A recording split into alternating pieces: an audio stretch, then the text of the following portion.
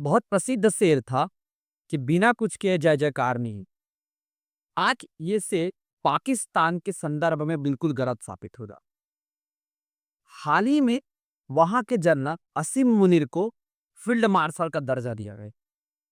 ये पद ये मैं इस जो न्यू समाचार था इसको सुनकर बहुत सरप्राइज रहा कि इतना बड़ा जो पद है वो ऐसे व्यक्ति को दे देना जिन्होंने कुछ सफलताएं प्राप्त की, कुछ अचीव नहीं किया।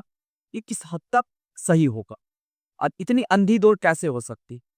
तो आज हम यही जानने की कोशिश करते हैं कि फील्ड मार्शल का पद क्या है, ये कैसे दिया जाता है, ये कहाँ से आता है, भारत में कितने जनरल को फील्ड मार्शल का पद दिया गया है, इससे क्या प्रभाव होते, इसके क्या फायदे होते, इसको समझने की आज कोशिश करते हैं।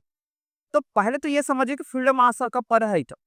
तो फील्ड मार्शल एक जर्मन शब्द है जिसका मतलब होता है एक तरह से जिसका मतलब घोड़ों का रखवाला। दूसरे अर्थ हम इसको ये लिखते हैं, ऐसा एक बहुत महान सेनानायक जो विपरीत परिस्थिति में भी अपने सेना को अपने बहादुरी के बल पर लीड करके विजय दिलाया हो, ऐसे व्यक्ति को जिस पद से नवाजा जाता है वो पद है फील्ड मार्शल।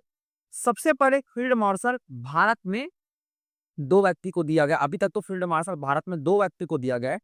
एक व्यक्ति है द ग्रेट सैम मानेकशॉ। मुझे नहीं लगता कि ये ऐसा कोई भी होगा भारतीय जो सैम मानेकशॉ को नहीं जानता है।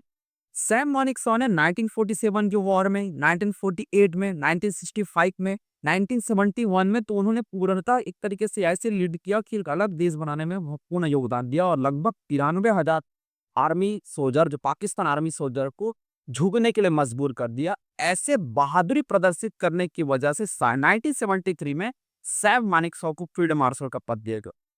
दूसरा फील्ड मार्शल का पद दिया के एम करियप्पा को, जो प्रथम भारतीय जनरल थे, आर्मी के जनरल थे।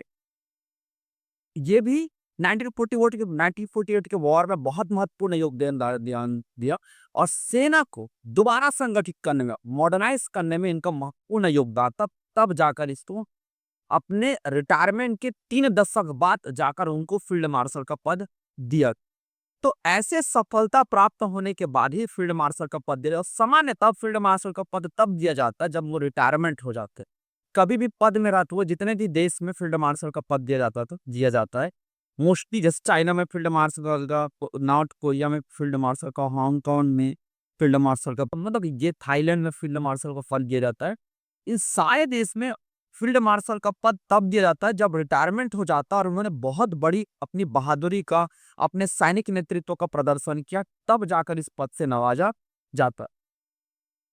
लेकिन पाकिस्तान की बात करें तो पाकिस्तान में दो व्यक्ति को अभी तक फील्ड मार्शल का पद प्राप्त हो। एक था आयूब खान जिन्होंने खुद को खुद ये पद से नवाज दिया। ये कैसे बोल रहा हूं, तो आयूब खान पहले मिलिट्री के जनरल हुए जिन्होंने सैनिक तख्ता पलट करते हुए खुद को राष्ट्रपति के रूप में घोषित किया गया था। आयूब खान की पूरी आप बायोडाटा निकालोगे तो उन्होंने कोई सैनिक विशेषताओं का प्रदर्शन नहीं किया। जहां तक ये बात तो 1965 में उन्होंने भारत पर अटैक किया, जिब्राल्टर ऑपरेशन जिब्राल्टर के तक उन्होंने भारत पे अटैक किया था। उनको उम्मीद था कि कश्मीर की जनसंख्या मोस्टली मुस्लिम है तो उनका साथ देगी, लेकिन आर्मी, इंडियन आर्मी के रहते उनका पूरे मन में पानी फिर गया, को वॉर हार गए।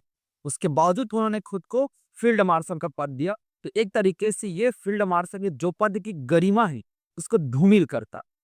अभी आप फील्ड मार्शल का दूसरा पद असीम मुनीर को, उनके पूरे जीवन कैरियर को आप दांव में देखोगे तो पूरे जीवन कैरियर को देखोगे तो वो आतंकवादी हमला कराने के छोड़ कोई ही मिलिट्री ऑपरेशन नहीं ऑर्गेनाइज किया। उन्होंने कोई ऐसा काम भी नहीं किया है जो सफलता के नाम पर या उनके सैनिक नेतृत्व के नाम पर उसको पद दिया जाए।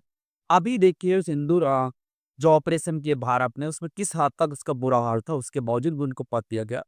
असीम मुनीर वही आपके पहलगांव अटैक, कुछ समय बाद उन्होंने कहा पहलगांव अटैक हो गया। इससे पहले भी उन्होंने कई भारत पे आतंकवादी अटैक कराए।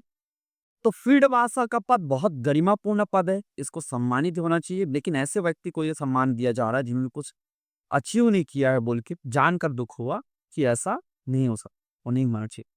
उम्मीद होगा आपको ये वीडियो समझ आया होगा। कुछ नए वीडियो के साथ आप कल मिलते हैं।